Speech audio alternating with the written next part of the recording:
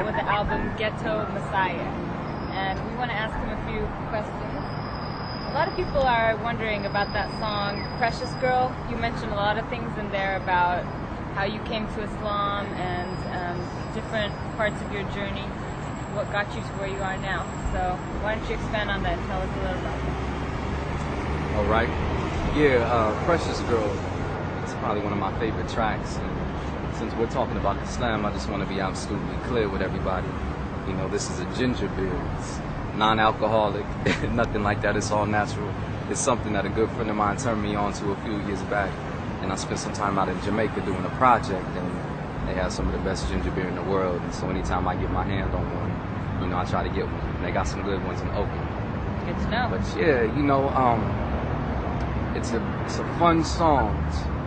It's a song that was inspired by somebody I used to listen to when I was younger, Calm Sense. And, you know, he had a song, I Used to Love Her. Right. And with that, he turned the whole song into a metaphor for hip-hop. Right. Music is a beautiful thing, but for me, what has really been the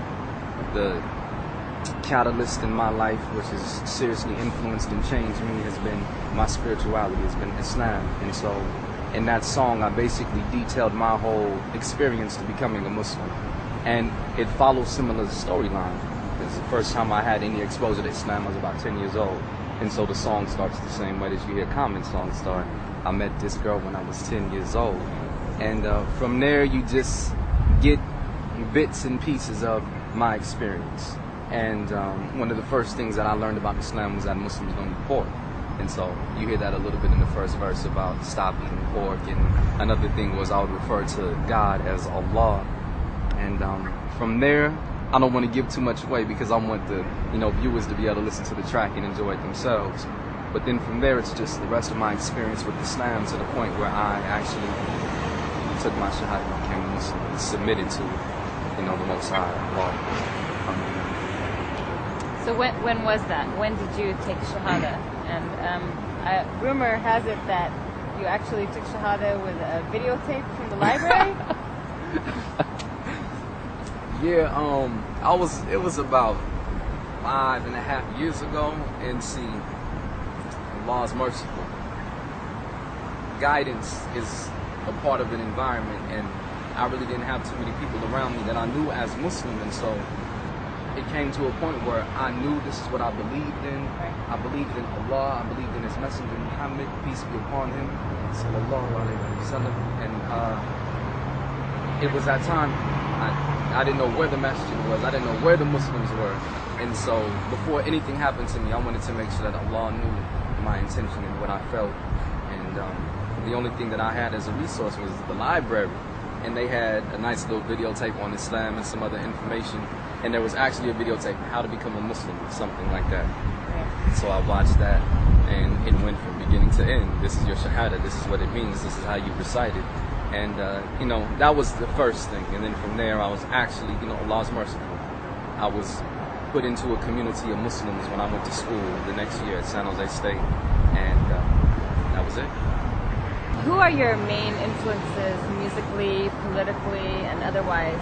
And if you had a chance to speak to those people that influenced your music, what would you say to them today? My parents, when I was younger, had me around a lot of different types of music, mainly R&B, soul, a little bit of jazz, and I feel like I get a lot of my music, just my drive for composing lyrics, any of my experience comes from that. And so one person that really influenced me, I think, was Stevie Wonder. And whenever you listen to a song that Stevie puts together, you can tell there's a message that he's trying to get across. And in his lyrics and the music, everything reflects that somehow, some way. And as a vocalist, a lyricist, I want to do the same thing. I'm trying to communicate a message to whoever's listening. If not, I'm communicating a message to myself. And I want to make sure that I don't waste a word, I don't waste a second in that song. And so I really try to put as much time and energy and effort into getting that message across. And for me, it becomes a challenge because I have maybe 16 bars, and I want to say this. How can I say it in the most creative way that others, when they listen to it, they'll be entertained, but at the same time, they'll be able to understand exactly what I'm trying to say. So he's somebody that really has touched me as an artist. And then, since we're talking hip-hop music mainly, I mentioned the name earlier, Common Sense, another person from California by the name of Razkaz. And what I would say to these individuals is, your music has really helped me on my path in learning more about myself, learning more about this world, and getting to the position where I submitted and became a Muslim.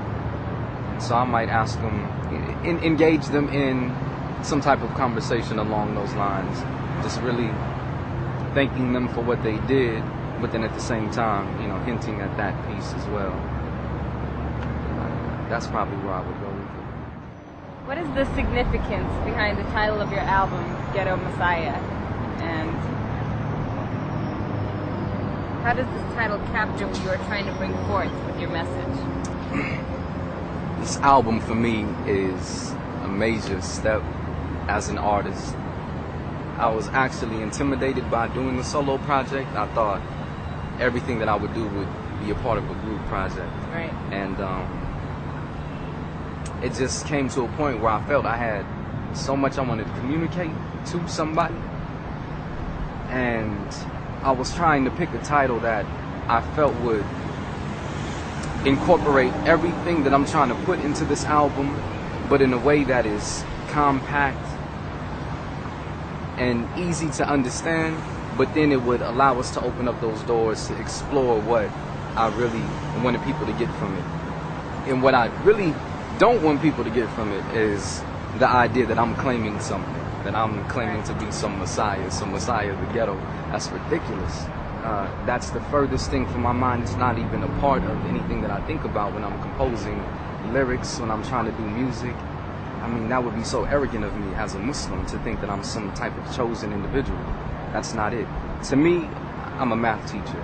I work in the jail. I teach mathematics to men who are incarcerated. And so I kind of think along lines of formulas.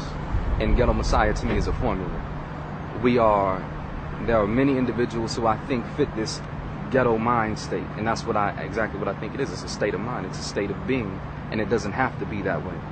And for me, it's a state of being where we do things that don't necessarily benefit ourselves. We spend our money on things that really don't mean much. We neglect things that are really meaningful. And so it doesn't allow you to really grow. And then the other piece of that is the Messiah portion. And if you say Messiah to somebody, they automatically start thinking of spirituality. So they start thinking of religion. They might even throw out a name like Jesus or something like that, Isa alayhi salam.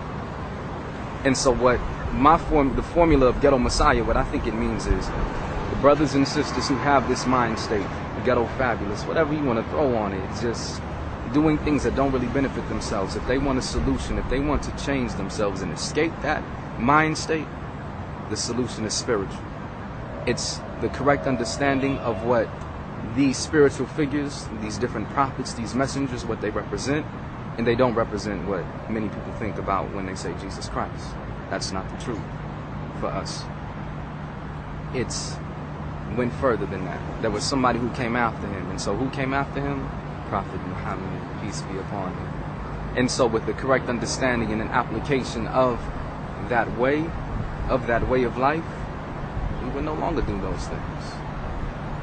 We would do things that would benefit ourselves and benefit our society, our families, our communities, and we wouldn't be trapped in this worldly life that so many of us are living nowadays. And so, in my mind, that's what Ghetto Messiah is actually about. And if you actually listen to the tracks, you'll see every single song somehow, some way is addressing that. Whether it's talking about problems that we face, living and dying for streets, living and dying for fame, for money. And then what I'm trying to explain or share with people is my experience. And so you get a song like Precious Girl. I'm a brother who converted to Islam, and so I used to live a life very similar to that.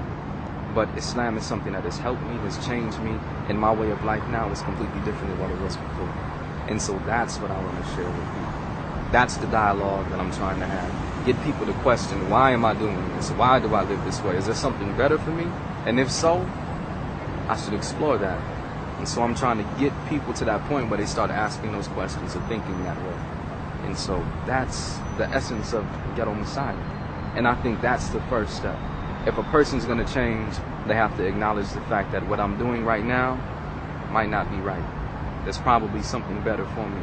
And so the next step is going to be exploring that further.